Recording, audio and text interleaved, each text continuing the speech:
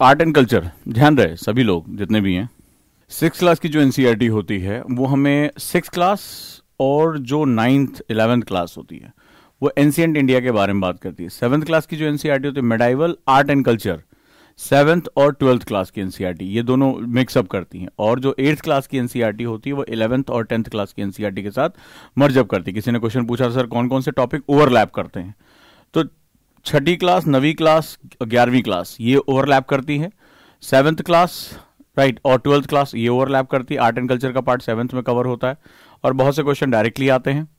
और जो 8th class की एनसीईआरटी है और वो जो 11th क्लास की एनसीईआरटी 10th 11th वो उसको ओवरलैप करती है। ठीक है, तो ये ध्यान रहेगा। तो इस तरह से जो है ये ओवरलैपिंग टॉपिक्स होते हैं इसके अंदर। चले तो हम लोग बात करते हैं आर्ट एंड कल्चर के बारे में। तो मंदिर आर्किटेक्चर यानी कि टेम्पल आर्किटेक्चर में बारे में हम लोग बात कर रहे हैं, अभी बेसिक समझ रहे हैं।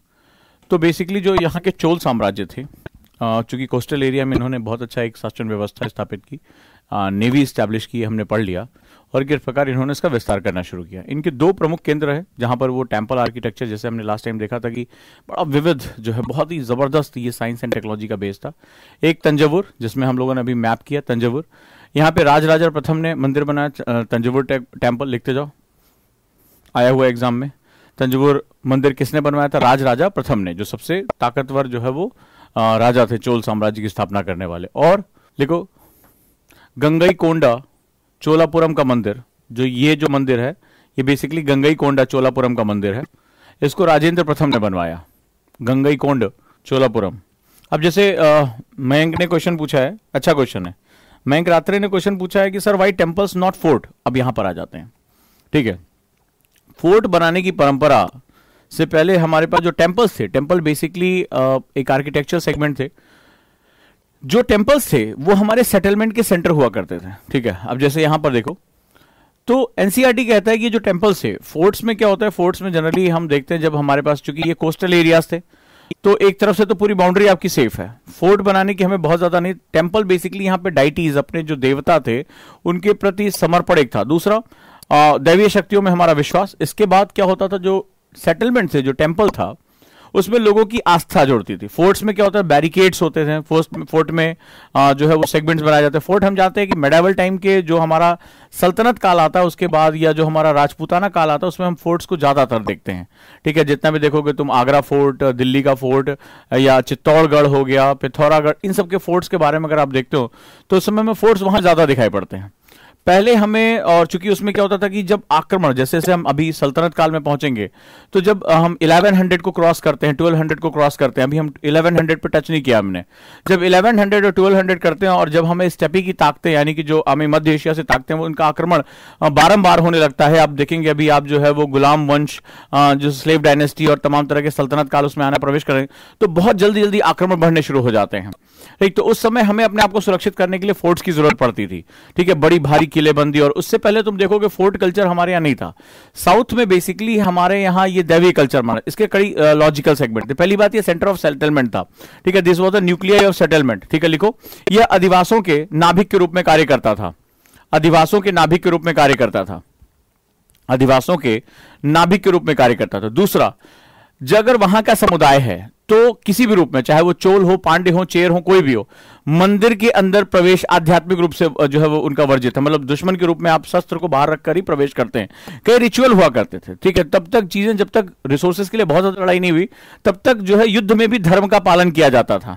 ठीक है, आस्था का पालन किया जाता था और मंदिरों से लोगों की आस्था जुड़ी हुई थी। ठीक है, जुड़ी हुई है, जुड़ी हुई थी।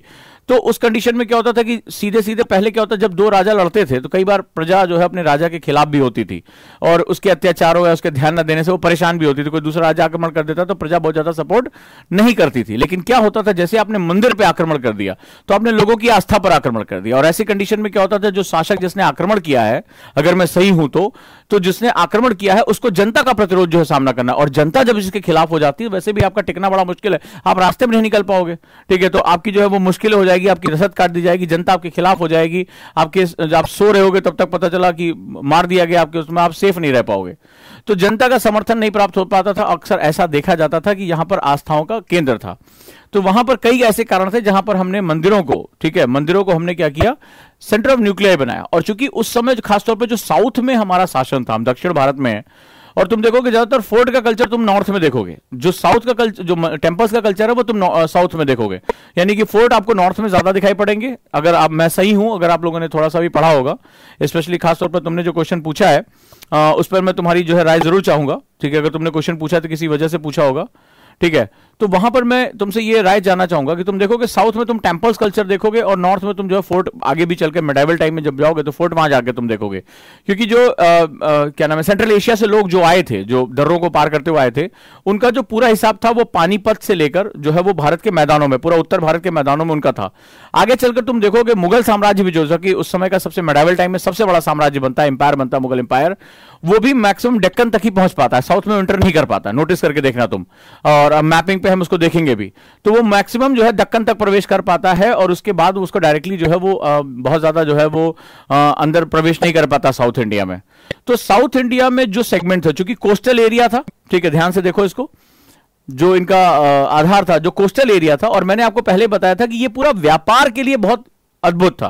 तो ये पूरी तरह से जो यहाँ के राजा भी थे वो व्यापारी राजा थे, वो वणिक थे, इस तरह से कार्य करते थे, और ट्रेड को और जो आपके चीजों का उत्पादन है उस पर उनका बहुत ज्यादा फोकस हुआ करता था। राइट, अगर मेरी बात से सहमत हो कि तुम, मैं फोर्ट जितने भी देखता हूं मुझे साउथ नॉर्थ में दिखाई पड़ते हैं, साउथ में नहीं दिखाई पड़ते, साउथ में टेम्पल डोमिनेंस दिखाई पड़ता है। तो ये कल्चरल एस्पेक्ट्स था।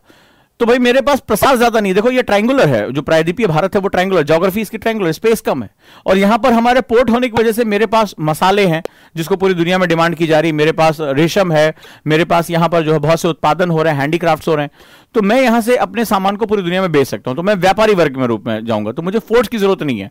हाँ, मैंने आस्था के ऐसे केंद्र, एक तो फोर्ट बड़ी बड़ी जगह लेता, फोर्ट बनाने के लिए पहला जो है चाहिए कि आपकी ऊंचाई होनी चाहिए, प्रायद्वीपीय भारत है तो इस तरह आपको पहाड़ियां ऊंची ऊंची जल्दी मिलती नहीं है। ठीक है, और पहाड़ियों का विस्तार भी तुम्हें, तीखी पहाड़ियां मिलती है, तो आपके पास फोर्ट बनाने के लिए जगह भी नहीं है। ठीक है, कि आप जो है बड़े बड़े फोर्ट बना सको, फोर्ट हमेशा ऊंचाई बनाया जाता है, जगह ज्यादा लेता है। यहां पर वैसे भी लैंड जो है वो बहुत ज्यादा, भारत इतना विस्तारित नहीं है। दूसरा, यहां टेम्पल जो है वो एक आध्यात्मिक आस्था के रूप में क्रिएट हो गया। तो अगर आप अटैक करते हैं, मंदिर पे अटैक कर देते हैं, तो मंदिर पे अटैक करने का मतलब हुआ कि आपने पूरे जन समुदाय की आस्था के साथ खिलवाड़ कर दिया। तो आपको एक राजा के खिलाफ नहीं लड़ना, उसके प्रशासन के खिलाफ नहीं लड़ना, आपको सीधे अब जनता से लड़ाई लड़नी है। तो जहां तक मैंने जो डॉक्यूमेंट्स पढ़ा, इसका कहीं स्पष्ट उत्तर दिया नहीं है, तो मैंने अपने एनालिसिस से उत्तर निकाला है कि हाँ ऐसा हुआ होगा। राइट, फोर्ट मतलब किले। तो आप देखेंगे इस तरह से हमें यहां पर देखने को मिलता है। चलिए हम आगे आर्किटेक्चर पढ़ते हैं। तो तंजावुर का मंदिर हो गया, और गंगईकोंडा, ठीक है, चोलापुरम का मंदिर राजेंद्र प्रथम ने बनवाया। जो मंदिर थे वो बेसिकली न्यूक्लियाई ऑफ सेटलमेंट थे, यानी कि ये अधिवासों के जो है वो नाभिक के रूप में काम करते थे। नाभिक का मतलब जिसके आसपास संपूर्ण जो है वो एक नाभिक के आसपास पूरा जो है सेगमेंट आता है, उसके आसपास घेरे होते। सेटलमेंट का मतलब अधिवास होता है। तो मंदिर केंद्र में हुआ करता था। मंदिर के चारों तरफ हर प्रकार की आर्थिक और राजनीतिक गतिविधियां होती थी। ठीक है, इसके आसपास, मंदिर के ही आसपास मंदिर बहुत वैभवशाली बनाए जाते थे। इनको बनाने वाले जो है, मैं अभी मुझे याद है जब मैं कुछ इलाकों में घूमने जाता हूं, जैसे मैं उदयपुर गया राजस्थान, तो मैंने क्या देखा, वहां पर जो है बड़े खूबसूरत खूबसूरत जो है महाराजा, जो उदयपुर के महाराजा थे जिन्होंने उसको सेटलमेंट बनाया, शीश महल और इस तरह की चीजें बनवाई। और जब मैं बाजारों में गया तो मैंने क्या देखा, वहां पर सफेद रंग के प्लास्टर ऑफ पेरिस पे कांच का काम किया जाता। अगर कोई राजस्थान का होगा तो वो जानता होगा, बड़े सुनहरे कांच का प्रयोग किया जाता था।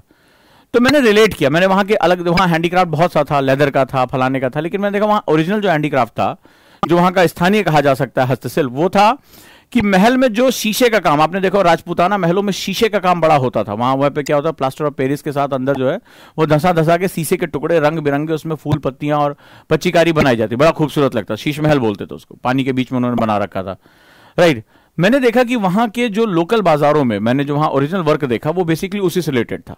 यानी उस समय जो उस महल को बनाने में जो कारीगरों का प्रयोग हुआ, आगे चलकर उनके वंशजों ने वहां पर हैंडीक्राफ्ट का इस्तेमाल करना शुरू कर दिया था। वही चीज वो जो है परंपराओं में चलती चलेगी, आगे चलकर वो उसकी पहचान वहां के साथ हुई। इसी तरह हम कहीं और जाते हैं तो आपने देखा होगा रंग बिरंगे कपड़े, जो वहां की बंधानी साड़ी या बांधानी कपड़े, और इस तरह के अलग अलग सेगमेंट में हमें अलग अलग सेगमेंट दिखाई पड़ते हैं कि कहां कहां क्या क्या चीजें बनी है। कहीं पर संगमरमर का काम होता है, अगर आप आगरा चले जाओ तो आगरा में अभी भी संगमरमर मार्बल पे एक से एक जबरदस्त काम होता है। तो जो वहां का जो कारीगर थे, उनके जो वंशज थे, वो उसी काम को आगे बढ़ाना उन्होंने शुरू कर दिया। तो यहां पर भी क्या होता है, जब ये आर्किटेक्चर हम डेवलप करते हैं तो क्राफ्ट इसी रूप में हमारे पास डेवलप होना शुरू हो जाते हैं। राइट, जैसे तो ये मंदिर जो है न्यूक्लियस के रूप में काम करता था। इस न्यूक्लियस आसपास पूरा सेटलमेंट, पूरा अधिवास, पूरा रहन सहन जो है वो डेवलप हो जाता, जैसे क्राफ्ट प्रोडक्शन। ठीक है, तो यहां पर क्या होता, क्राफ्ट का प्रोडक्शन होता था, यानी कि जो हस्तशिल्प का बहुत अच्छा उत्पादन यहां होता था। लिखते जाओ।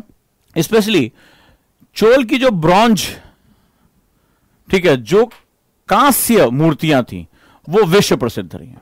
ठीक है, ये बेहतरीन कार्य था, जो कांसे का काम था, इसका ब्रॉन्ज का जो वर्क था, ठीक है, वो जबरदस्त था। लिखो, कांसे की मूर्तियां विश्व प्रसिद्ध हैं। अभी इसके बारे में बताऊंगा कि ये टेक्नोलॉजी, अब तुम सोचना कि हम वाकई में अंग्रेजों वाले भारत हैं या भारत वाले भारत में।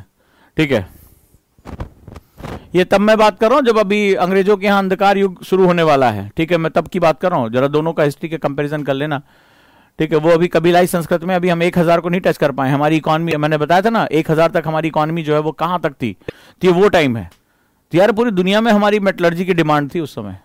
इसके बाद मंदिरों के आसपास पूरे सामाजिक जो है सेटलमेंट आ जाता था, सामाजिक अधिवास होता था, जिसमें पुजारी, संगीतज्ञ, नृतक, ये सब कुछ उसी के आसपास बसने शुरू। एक इकोनॉमी डेवलप होती थी वहां पे, और सघन व्यवस्था वहां बना करती थी। उसी तरह पूरी आर्थिकी और पूरा जो सांस्कृतिक केंद्र हुआ करता था वो मंदिरों के आसपास ही बना किया करता था। लिख लिया? पुजारी, संगीतज्ञ, नृतक, आर्थिकी, सांस्कृतिकी, ये सभी कुछ मंदिर के आसपास बसा करता था।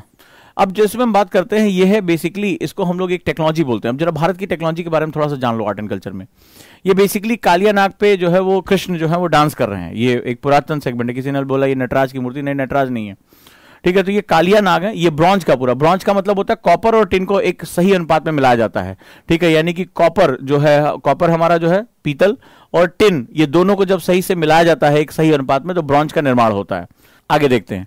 सो हम लोगों ने उस समय जो चोल साम्राज्य था उसने लॉस्ट वैक्स टेक्नोलॉजी डेवलप की थी, लॉस्ट वैक्स टेक्नोलॉजी। अब जरा इस मूर्ति को ध्यान से देखो।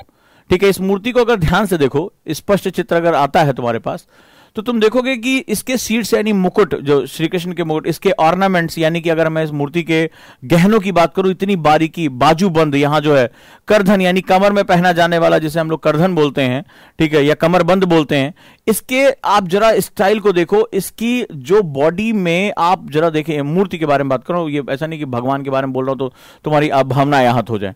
जरा ध्यान से तुम देखो कर्व ऑफ द बॉडी, मतलब आप ये देखिए, ये मानव के रूप में कमर, ये कटी प्रदेश, ये हो गया हमारा, जो कंधे हो गए, मांसल देह हो गई, जो जांघें हो गई, पैर, ये सारे चीजों को देखिए, ये बिल्कुल ही मानव रूप में है। चेहरे, आंखें देखिए कितनी जो है इसमें डिटेलिंग है, this is known as detailing.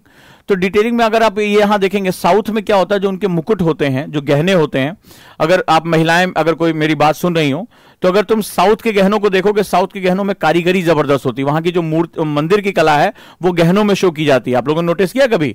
अगर आप लोग जो है वो क्या नाम है, खरीदने गए होंगे गहने, तो जो दक्षिण भारतीय गहने होते हैं, तुमने देखा होगा दक्षिण भारतीय जो महिलाएं होती हैं, जो दुल्हनें होती हैं, वो बड़े ही जबरदस्त सोने के काम वाले जो है वो काम करती हैं। कोई मुझे बताएगा अगर कोई है जिसने साउथ इंडियन गहने जो है वो कभी देखे हो या खरीदे हो? तो वैसे बेसिकली क्या होता है, आपने देखा होगा कि जो नॉर्थ इंडियन है, ठीक है, उसमें आपने कई बार देखा होगा, जो एक मिडाइवल में भी कल्चर में आता है, खासतौर पे लखनवी अंदाज के भी गहने होते हैं, पाजेबे होती हैं। वैसे अगर साउथ इंडियन को ध्यान से देखोगे, मैंने ऑब्जर्वेशन किया था, तो मुझे ऑब्जर्वेशन में दिखाई पड़ा कि जो साउथ इंडियन सोना होता है, उस पर मैंने जो मंदिर पे वास्तु मैंने देखा था, जो बेहतरीन बारीक कारीगरी होती है, वो उस तरह की कारीगरी चौकोर रूप में, या जो है वो ट्राइंगुलर निकला हुआ गहना होता है, वो कारीगरी, वो बारीकी मैंने वहां पर जो है साउथ इंडियन सोने के गहनों पे देखी है। ठीक है, और वो बड़ा बारीक काम होता है। यस या नो, मुझे प्लीज बताएं। तो आपने देखा होगा जो डिटेलिंग ऑफ द वर्क होता है, चाहे वो इनकी मूर्तियां रही हो, मंदिर शैलियां रही हो, बहुत डिटेलिंग होती है, बहुत डिटेलिंग, बारीक, मतलब अंदर के अंदर काम होता है। और चाहे मूर्तियों में हो, तो जो ऑर्नामेंटल सेगमेंट्स होते हैं, यहां तक कि मैंने लकड़ी का काम देखा है, मैं देख के दंग रह गया हूं। इस्कॉन टेम्पल में मैंने साउथ इंडियन कृष्ण के रूप में देखा था। अरे बाप रे, मतलब बालों के जो लक्ष्य हैं, कान, आभूषण, वो काली लकड़ी पर बनाया गया था, मैं देख के दंग रह गया। ठीक है, मतलब इतना डिटेलिंग वर्क। अब आप, मैं जो बताने जा रहा हूं उसको ध्यान से समझो और भारत के आर्ट एंड कल्चर को समझने की कोशिश करो। This is known as lost wax technology. अब सोच के देखो, अभी मैं सन 1000 में नहीं पहुंचा हूं, ठीक है, 1000 में नहीं पहुंचाओ। अंग्रेज उधर अंगड़ाई ले रहे हैं, अपने यहाँ यूरोप में वो कबीलों के कल्चर से निकल रहे हैं अभी। ठीक है, संघर्ष चल रहा है उनका छोटा छोटा खाने पीने के लिए। अभी इस समय जब यहाँ पे मैं बात कर रहा हूँ, मैं इस लॉस्ट वैक्स टेक्नोलॉजी की बात कर रहा हूँ, तो वहां पर वो कबीलों के रूप में लड़ रहे हैं। ठीक है, वो वहां पे उनका भी मामला अलग चल रहा है। उनके यहाँ भयानक ठंड पड़ रही है, खाने के लिए नहीं मिल रहा है। ठीक है, छोटे छोटे वो युद्ध लड़ रहे हैं, छोटे छोटे वो नाइट्स, अभी फ्यूडल कल्चर है उनके यहाँ भी। ठीक है, छोटे छोटे सरदार बन गए हैं और नाइट्स वो लड़ाई कर रहे हैं, कभी अपनी आस्था इस राजा के साथ, कभी अपनी आस्था उस राजा के साथ, जो ज्यादा पैसा फेंक रहा है उस राजा के साथ अपनी आस्था शो कर रहे हैं। इंडिया में ये lost wax technology, this is known as lost wax technology, क्या होती है जरा समझो इसको। पहले इसमें कारीगर क्या काम करता है, पहले मोम वैक्स की एक मूर्ति, बेहतरीन मूर्ति। अच्छा, मोम इतना मुलायम होता है कि जरा सा भी तुमने कुछ ऊट पटांग किया, खटाक से टूट के अलग हो जाएगा। अब तुम्हें ऑर्नामेंट्स बनाने, देखो ऑर्नामेंट्स बनाने इस तरह से, पहले इसको वैक्स पे बनाया जाता है। ठीक है, अब जरा इस टेक्नोलॉजी को समझने की कोशिश करना कि पहले इसको वैक्स पे बनाया जाता है। ये सारी डिटेलिंग जो तुम देख रहे हो, जो धातु पे तुम्हें दिखाई पड़ी, ये वैक्स पे बनाई जाती है पहले। ठीक है, ये मोम पे बनाई जाती है पहले तो, क्योंकि इतना मुलायम होता है, जरा सा भी आपने टेम्परेचर ज्यादा हो गया, आपने कुछ ज्यादा उसमें चुभो दिया, मान लो मुझे ये डिटेलिंग बनानी है, मुझे ये देखो उनके कंठहार को बनाना है।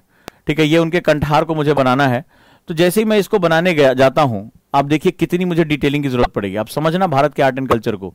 अब ये कालिया नाग को देखो, सारे फन एकदम स्पष्ट दिखाई पड़ रहे हैं। एक सांप के शरीर पर इसके शल्क आपको दिखाई पड़ रहे हैं, इसके मतलब जो सांप के शरीर पर जो शल्क होते हैं, जो घुमावदार होते हैं, वो तुम्हें दिखाई पड़ रहे हैं। लेकिन आप अंदाजा लगाओ कि इस पूरी मूर्ति को पहले वैक्स पे बनाया जाता है। वैक्स पे बनाने के बाद इसमें जो क्ले होता है, चीका मिट्टी, जो बहुत ही बारीक फाइन होती है, उसमें भी जब सबसे फाइनेस्ट होती है, इसके ऊपर पूरा पोता जाता है। ठीक है, इसको पूरा, इसके ऊपर एक कवर बनाया जाता है। अब कितनी बारीकी से बनाया जाता होगा, अंदाजा लगाओ वो लोग कितने प्रशिक्षित होते होंगे कि वैक्स के हर एक खांचे में वो प्रवेश कर रहा है, मतलब वो चीका प्रवेश कर रहा है। कैसे उसका रेशियो ये लोग तय करते होंगे। मे भी हो सकता है कि मान लो ये कान के हिस्से में प्रवेश ना करे, ये गहनों के अंदर प्रवेश ना करे, तो उसके जो घुमाव है, जिसको हम देख के वाव कहते हैं, वो उसमें दिखाई नहीं पड़ेंगे। फिर क्या होता है, लॉस्ट वैक्स टेक्नोलॉजी, ये मोम से बनाया जाता है और इसके ऊपर पूरा क्ले तैयार किया जाता है, क्ले का खोल। फिर क्ले को सुखाया जाता है। ठीक है, क्ले को सुखाया जाता है। इसके बाद इसको क्या किया जाता है, इसमें एक बहुत छोटा सा होल कर दिया जाता है, नीचे की तरफ छोटा सा छिद्र होता है, बहुत छोटा सा। फिर क्या किया जाता है, उस क्ले को गर्म, एक बिल्कुल समान, ना तेज ना धीमे, उसको क्या किया जाता है, वो गर्म किया जाता है धीरे धीरे, ताकि ये मोम धीरे धीरे पिघल पिघल कर बाहर निकल जाए और हॉलो स्पेस क्रिएट हो जाता है। मतलब अब चीका की लेयर बन गई, लेकिन चीका की लेयर इतनी फाइनेस्ट होती है कि हर वो जिसमें ऑर्नामेंटल मूवमेंट्स है, जो कर्व्ड है बॉडी पे, आप देखिए कि इतने सालों बाद भी वो जो कर्व है वो हमें एकदम स्पष्ट दिखाई पड़ रहे हैं। इसके बाद क्या किया जाता है, राइट प्रोपोर्शन में, मतलब साइंस के राइट प्रोपोर्शन में कॉपर और टिन को मिलाया जाता है। टिन का परसेंटेज ज्यादा हो जाएगा, ठीक है, तो वो अलग मूवमेंट आएगा। ब्रॉन्ज का परसेंटेज, अगर कॉपर का परसेंटेज ज्यादा हो जाएगा उसका प्रतिशत, तो भी वो जो है वो सही से ढलेगा नहीं। एकदम राइट प्रोपोर्शन में मिलाया जाता है। उसको मिलाने के बाद उसको प्रॉपरली मेल्ट करने के बाद बहुत धीरे धीरे उस हॉलो स्पेस में डाल दिया जाता है और वो जाकर उसमें जमता है। Then you prepare this sculpture. मैं अभी 1000 मैं बात कर रहा हूं 1000 AD में, तो ये टेक्नोलॉजी हमारे पास अवेलेबल थी। ठीक है, मेटलर्जी हमें अवेलेबल थी। अब किसी ने कहा सांचे में बना देते होंगे, बात बनाना नहीं है। बात आपको पता है कि जो मंदिर का घंटा होता है वो भी बेसिकली ब्रॉन्ज से बनता है, लेकिन उसमें टिन की मात्रा ज्यादा होती है, तो वो आवाज खन खन की आवाज करने लगता है। ठीक है, तो अगर ये सही अनुपात में नहीं बनाया जाए, मिलाया जाए, तो कभी भी ये जो लिक्विडिफाई होकर वो सॉलिडिफाई नहीं हो पाएगा उस सांचे के अंदर। तो ये टेक्नोलॉजी, मतलब ये मेटलर्जी नहीं थी हमारे पास, ये साइंस नहीं था हमारे पास कि राइट प्रोपोर्शन में आपको उसको मिलाना है। ये मूर्तियां जो है वो इतनी ज्यादा बेशकीमती हैं। नेक्स्ट वन, तो मंदिर जो थे उस समय न्यूक्लियाई और सेटलमेंट थे, अधिवास के केंद्र। अब आ जाते हैं एग्रीकल्चर एंड इरिगेशन पे। कृषि और सिंचाई लिखो, हेडिंग डालो, कृषि और सिंचाई।